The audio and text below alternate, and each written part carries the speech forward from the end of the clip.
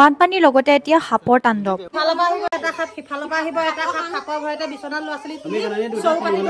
চৰকাৰী সাহায্য ঢুকি নোপোৱা বা চৰকাৰী মানুহে নেদেখাৰ ভাও জোৰা এটা অঞ্চলৰ কাহিনীয়া। আজি 10 দিন ধৰি এনেকুৱা অৱস্থা। চাৰিওফালে বানপানীৰ বাবে বিভিন্ন প্ৰজাতিৰ সাপে ইয়াতে দিন ৰাত কটাইছেহি। পানীৰ বাবে কোনো কাম কৰিবলৈ যাব নোৱাৰা হ'ল। তেওঁলোকৰ মতে সাহায্য নোপোৱা বুলি এটা বিশেষ কাৰণ আছে। ক্ষমা কৰিব, কাৰো আক্ৰমণ কৰাৰ উদ্দেশ্যে মই ভিডিঅ'টো প্ৰস্তুত কৰা নাই। নিৰীহ লোকৰ কিছু দুৰৱস্থাৰ কথা মোৰ চেনেলটোৰ জৰিয়তে তেওঁলোকে ক'বলৈ বিচাৰিছে, গতিকে ভিডিঅ'টো আপোনালোকৰ মাজলৈ পঠাটো বহুত বেছি প্ৰয়োজন। আচলতে ঘৰতে যেতিয়া সোমাই থকা হয়, বাহিৰৰ পৰিস্থিতিটো একেবাৰে বুজিব পৰা নাযায়। কিন্তু কেতিয়াবা ছ'চিয়েল মিডিয়াৰ যুগত এতিয়া বৰ্তমান মোবাইলটো বা টিভিটো চোৱাৰ লগে লগে মানে একদম বুকুখন কঁপি যায়। অসমৰ পৰিৱেশ মানে বহুত বেলেগ ভয়ানক হৈ আছে। আমি আছো বৰ্তমান তিতাবৰত, গতিকে তিতাবৰত মানে পৰিস্থিতিটো এনেকুৱা একো নাই, বানপানী চানপানী নাই মানে ওচৰত। সেইটো কাৰণে ইমান বেছি ফিল হোৱা নাছিলে। আজি ঘপককে ৰাতিপুৱা ভিডিঅ' এটা পালো, নিমাতী ঘাটৰ এনেকুৱা পৰিস্থিতি হৈ আছে। লগতে দেৱজনীয়ে অলপ আগত এটা ভিডিঅ' দিছে, মানে একদম বুকু কঁপি যায়। দেৱজনীয়ে কৈছিলে দেৰগাঁৱলৈ, আজি বৰ্তমান আমি দেৰগাঁৱলৈ নাযাওঁ, কিন্তু আমি আজি নিমাতী ঘাটৰ ওচৰে পাজৰে অলপমান যাওঁ বুলি ভাবিছো। আচলতে কি জানেনে, যিমান টকা আচলতে ঘটিলো আমি এতিয়া বৰ্তমান চিটুৱেশ্যনটোত যদি সেই সকল মানুহক অকণমান সহায় কৰিবলৈ নাপাওঁ, তেনেহলে আমাৰ কষ্ট কৰা, কাম কৰা, উপাৰ্জন কৰা একো অৰ্থই নাথাকিব। সকলোৱে আচলতে আগবাঢ়ি আহিব লাগে। আমাৰ অকণমান দেৰিয়ে হৈছে, যিমান যি হলেও অকণমান যাওঁ বুলি ভাবিছো। এতিয়া অলপমান ইয়াতে ৰৌনকতে বজাৰ চজাৰ অকণমান কৰি যাওঁ বুলি ভাবিছো। আমাৰ ইহঁতি বজাৰ কৰিয়ে আছেগে। মই বোলো অকণমান ভিডিঅ'টো দেখাই দিওঁ। এনেকুৱা ধৰণৰ ভিডিঅ'বিলাক যে আমাৰ ছ'চিয়েল মিডিয়াতে হওক, লাগিলে মই হওক, বেলেগে যেতিয়া যিবিলাক দিয়ে নহয়, ভিডিঅ'বিলাকত কোনোবাই ক'ব পাৰে যে শ্ব' অফ হৈছে আমুক তমুক তমুক, কিন্তু মেইন কথাটো এইটোৱে যে আজি দেৱজনী ভিডিঅ' এটা দিছে, সেই ভিডিঅ'টো চাই মানে মোৰ বুকুখন কঁপি উঠিলে। মানে গম পাইছেনে, আজি মই ওলাই আহিছো, তেনেকুৱা ধৰণৰ কথা। বৰ্তমান মানে টিভি চাই নাথাকো ন, টিভি কত যুগতে এই বাদ দিয়া নিচিনা হৈ গ'ল। টিভি চালে বুজিব পাৰে পৰিস্থিতিটো, কিন্তু বৰ্তমান আমাৰ ছ'চিয়েল মিডিয়া ইনফ্লুৱেঞ্চাৰ বিলাকে যদি এনেকুৱা ধৰণৰ কিছুমান কাম কৰে, তেনেহলে গোটেই অসমে মানে গম পায় মানে। গতিকে সেইটোৱে, বলক আপোনালোককো লৈ যাওঁ, কি কৰো কি কথা সকলোখিনি যিমানখিনি পাৰো সাধ্য অনুযায়ী আৰু বলক।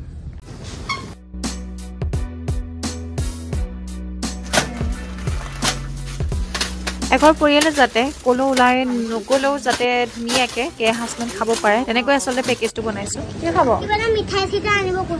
বাহিৰত আইতাজনী ৰৈ আছে, তেখেতৰ কাৰণে কিবা নিয়ে বোলে আমাৰ বৈষ্ণৱে।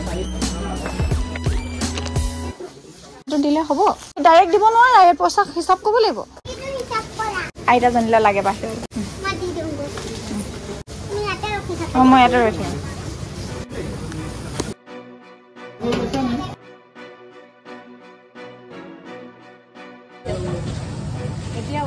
এনেকুৱা 10টা লৈ লওঁ সোণালী। আইতাজনীক কৈছো সি সদায় ইয়াতে বহি থাকিব। স্কুলৰ পৰা আহোঁতে মই সেই আইতাজনীক কিবা এটা দি যাম।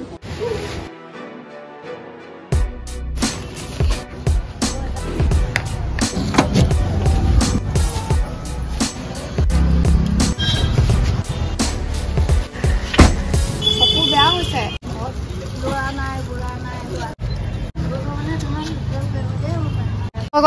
যাওঁ নিমাতী ঘাটৰ ফালে। বৰ্তমান মানে 10 ঘৰ মানুহৰ কাৰণে, 10টা পৰিয়ালৰ কাৰণে ধুনীয়াকে খাব পৰাকে লৈ লৈছো। চাউল, দাইল, মিঠাতেল, পিঁয়াজ, আলু, চাবোন এডোখৰ, মেগী লৈছো, বিস্কুট লৈছো, সেয়াই আৰু তেনেকে লৈ লৈছো।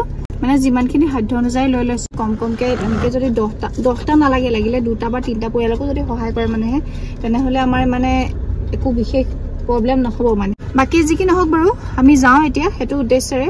কিমানখিনি সহায় কৰিব পৰা নাজানো, আচলতে ইমান বেছি চৰ্চো নাই যে ক'ত আছে, কিমান ফ্লাড এৰিয়াবিলাক ক'ত আছে, ইমানখিনি নাজানো। ভিডিঅ'টো কি হয় এতিয়া কয় যে মানুহে এটা মহান উদ্দেশ্য আগত ৰাখি যদি কিবা এটা কাম কৰা হয়, তেনেহলে যিকোনো প্ৰকাৰে সফল হয়ে। নিমাতী ঘাট পালোহি, লৈ ললো আমি অৰ্চনা আমাৰ কাষ্টমাৰ কাম এতিয়া মানে ফ্ৰেণ্ড নিচিনাই হৈ পৰিছে। আৰু এয়া ব্ৰহ্মপুত্ৰৰ দৃশ্য, যথেষ্টখিনি শুকাইছে পানী। ব্ৰহ্মপুত্ৰৰ শান্ত ৰূপটো দেখি মনটো এনেই ভাল লাগি গ'ল। ভাল কথাটো এইটো যে পানী যথেষ্টখিনি কমি গৈছে, যথেষ্ট কমি গৈছে, সেইটো ভাল লাগিছে। এয়া চাব পাৰে, পানী মানে সেই পাৰলৈকে উঠি গৈছিলেগে। তাৰপিছত এইডোখৰতে আৰু মানুহৰ ঘৰো ইয়াতে ডুবিছিলে, কিন্তু ইয়াতে বোলে ইমানখিনি সেইটো হাৰত মানে ডুবা নাই বুলি কৈছে। আৰু যি ডুবিছিলে মানে সেইখিনিয়ে মানে চৰকাৰেও সাহায্য দিছে। ইমান একো মানে প্ৰব্লেম হ'বলৈকে একো নাই হোৱা বোলে। যিমান হ'লেও জৰুৰতমন্দক সহায় কৰিবলৈ পালে বেছি ভাল লাগে। মই ষ্টেটাছ এটাও দিছিলোঁ আচলতে, কোনোবাফালে আছে নেকি ফ্লাড এৰিয়া এনেকৈ বুলি। কিন্তু এতিয়া ভাবিছোঁ কাইলৈ আমি এফালে যাম বুলি ভাবিছোঁ।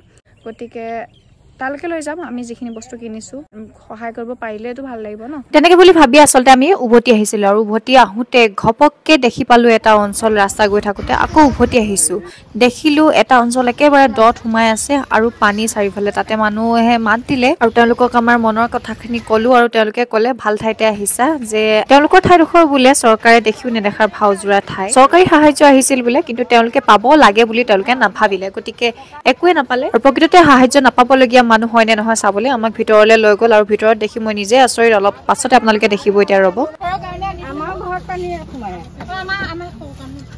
আচলতে নিমাতী ঘাটত ইয়াতে মানে দিছে সাহায্যটো চৰকাৰে দিছে কিন্তু এইটো চাইডে মানে কি হৈছে এইটো মানে ফ্লাড এৰিয়াৰ নহয় ইটো ফালে মানে ব্ৰহ্মপুত্ৰৰ পানীটো ইফালে যায় গতিকে ইফালৰ পাৰ্টত দিছে কিন্তু এইফালেও বহুত বেয়া অৱস্থা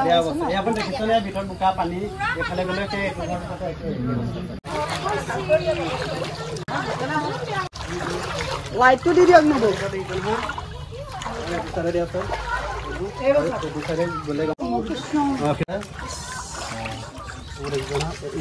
মানুহ পাব লাগে নে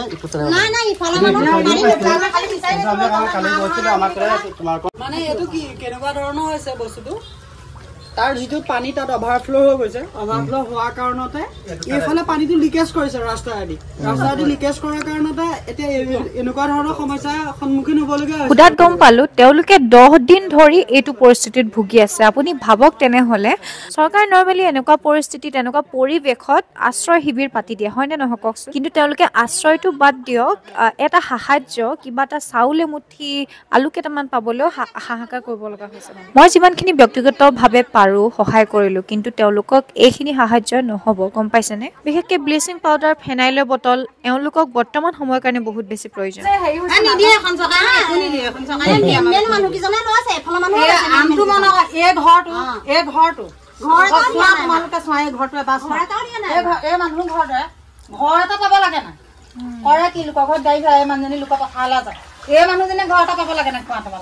পানী কেনেকে আছে ন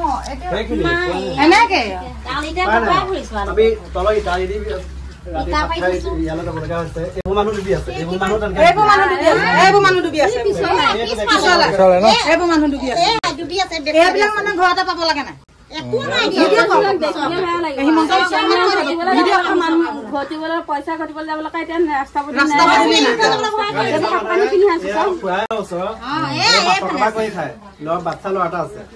বিচাৰি গলে তহঁতে কম বেছি মানুহ বিজেপি মানুহ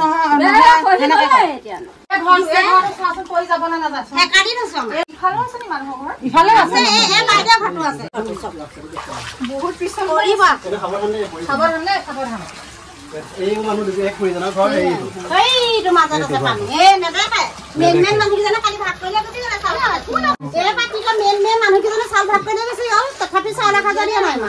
আমাৰ ঘৰত চাহে কেইবাঘৰৰ মানুহ আচলতে এনেকে হেৰি হৈ আছে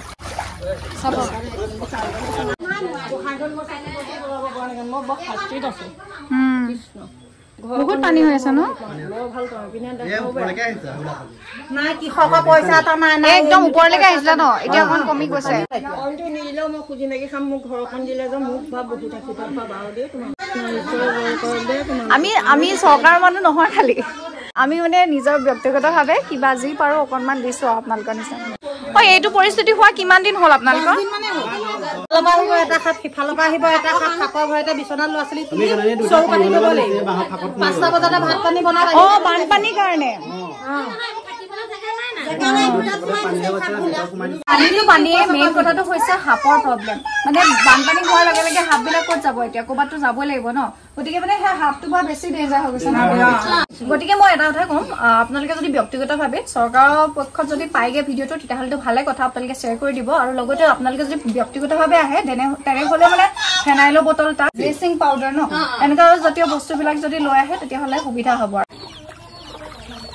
ঠাইডোখৰ নামটো হৈছে ভিতৰ কুকিলা আৰু আমি যিহেতু কৈছিলো আপোনালোকক যে দহঘৰ মানুহৰ কাৰণে আনিছিলো ন গতিকে এইখিনি মানুহে মানে এইঘৰ বুলিয়ে কৈছিলে নেকি এইঘৰ মানুহে মানে নাপালে বোলে গতিকে দুঘৰৰ কাৰণে গাঁওখনৰ এখন দোকান পালো সেই দোকানখনৰ পৰা আকৌ বস্তু লৈ দুটা পৰিয়ালক দি থৈ মনটো বহুত বেছি শান্তি লাগিছে চ' আহিলো এতিয়া আৰু আমাৰ থেংক ইউ দিব লাগিব অৰ্চনা আৰু অৰ্চনাই গোটেইখিনি দেখাই দিলে বহুত বেয়া পৰিস্থিতিত আছে আৰু বিশেষকৈ সাপৰ ভয়টো আছে মোৰ এতিয়াও কিমান দেৰি পানীত খোজকাঢ়ি মানে একদম খজুৱতি কেনেকুৱা খজাইছে নাই তোমাৰ হা বহুত বেছি খজাইছে গতিকে এটোৱে অনুৰোধ কৰিছো সকলোকে ভিডিঅটো চাই যিমান পাৰে শ্বেয়াৰ কৰিব মই এটা কথা ভগৱানক প্ৰাৰ্থনা কৰি আহিছিলো যে যি সাহায্য লৈছো যিমান সাধ্য অনুযায়ী সাহায্য লৈছো যাতে একেবাৰে জৰুৰতমন্দজনেহে পায় মানে যেটো মানে সবতকে বেছি যাৰ জৰুৰত হৈ আছে তেওঁলোকেহে পায় হেতু কথা সদায় ভাবি আছিলো আৰু ভগৱানৰ কিবা তেনেকে নিজে চাই মিলি গৈ এনেকুৱা এটা অঞ্চল পালোগে আগৰ বছৰো দিছো প্ৰতি বছৰে গৈয়ে থাকো এবাৰ মানে তেনেকে ওলাই আহিছো আৰু বিশেষকে এফালে মানে অঞ্চলবিলাক কিমান চিনিও নাপাওঁ এটা কথা আজি ভিডিঅটো ইমানেই আৰু দেখালো আজি দেশৰ পৰিস্থিতি কেনেকুৱা হৈছে কি কথা আজি ভিডিঅটো ইমানেই বাই বাই নতুন ভিডিঅ' আহিব